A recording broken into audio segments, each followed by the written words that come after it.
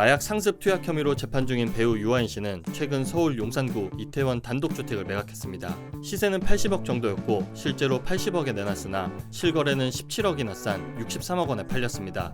왜 이렇게 헐값에 팔았냐는 가격 논란뿐만 아니라 이 집을 사들인 매수자가 엄청난 화제가 되고 있습니다. 7세 어린이가 전액 현금을 주고 매입했기 때문입니다. 이쯤 되면 어린이가 아니라 형 아닌가요? 유아인 단독주택 헐값 매각 이유와 7살 어린이가 과연 어떻게 사들였는지 살펴보겠습니다.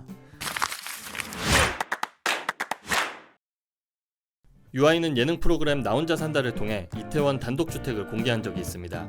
지하 1층에서 지상 3층으로 이뤄졌는데요. 대지 면적은 337제곱미터, 건물 연면적 418제곱미터입니다. 삼성 리움미술관과 그랜드 하얏트 호텔 등을 걸어갈 수 있는 입지입니다. 2016년 유아인은 법인 유컴퍼니 유한회사 명의로 용산구 단독주택을 58억 원에 매입했습니다. 유아인에게 매도를 했던 법인은 제주힐 CC 골프장입니다. 그리고 8년이 지나 지난 11월 63억 원에 팔았습니다.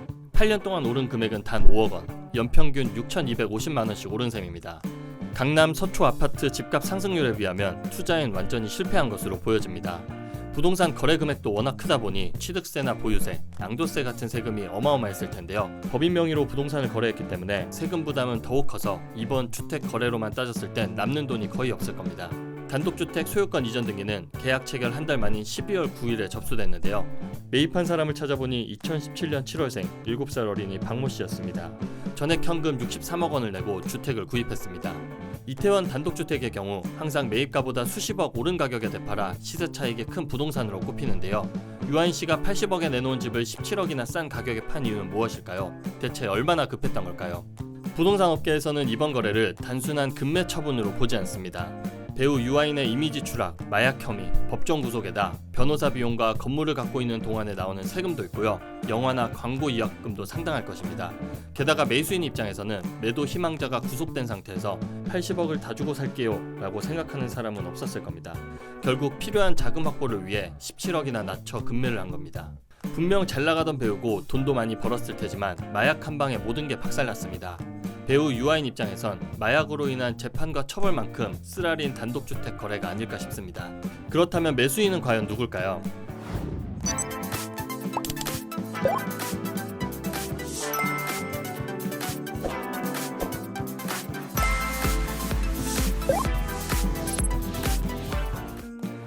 매수인 7살 박씨는 의류 브랜드 마르디 매크르디를 운영하는 피스피스 스튜디오의 박하목 대표와 이수연 디자이너 부부의 자녀인 것으로 알려졌습니다. 법원에 소유권 이전 등기 접수 당시 주소지를 박 대표 부부의 거주지로 신고했기 때문입니다. 7살 어린이를 자택 소유주로 내세웠다는 점에서 증여세를 포함한 실제 투자 비용은 120억 원을 훌쩍 넘을 것으로 보입니다. 마르디 매크르디 한번 들어보셨나요?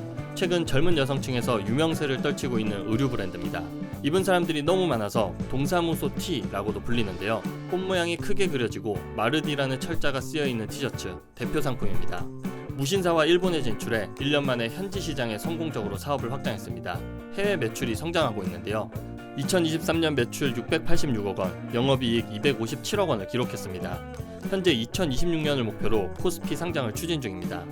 그런데 7살 어린이 증여세는 과연 얼마나 나왔을까요? 세무사에게 직접 물어봤습니다. 먼저 63억 주택 취득세를 보면요. 조정 대상 지역 2주택이라고 가정을 했을 경우 5억 5,700만 원, 중개 수수료 등 부대 비용을 더하면 총 70억 원이 필요했을 겁니다. 70억 원을 증여받았다고 치면 자집 납부할 세액만 무려 30억 원 가까이 나오는데요. 그러면 70억을 증여받았다 하더라도 세금을 빼면 손해 진 건 40억 원대뿐이라 집을 살 수가 없겠죠. 그래서 증여자가 납부할 증여세까지 부담하는 경우도 고려해야 합니다. 결국 총 약 130억 원의 현금 증여를 해줘야 증여세를 자진 납부할 세액 50억 원을 뺀 70억이 남기 때문에 해당 주택을 구입할 수가 있습니다. 65억 원 집을 사는데 증여세 등을 포함해 거의 130억 원 가까이 내다 보니 매입가의 2배를 주고 산 셈입니다. 기사에선 증여세 포함 100억 원대로 나오던데 세무사들은 실제 계산해보면 130억 원이라고 추정하고 있습니다. 금액이 워낙 커 당연히 세무사를 끼고 매입을 추진을 했겠죠.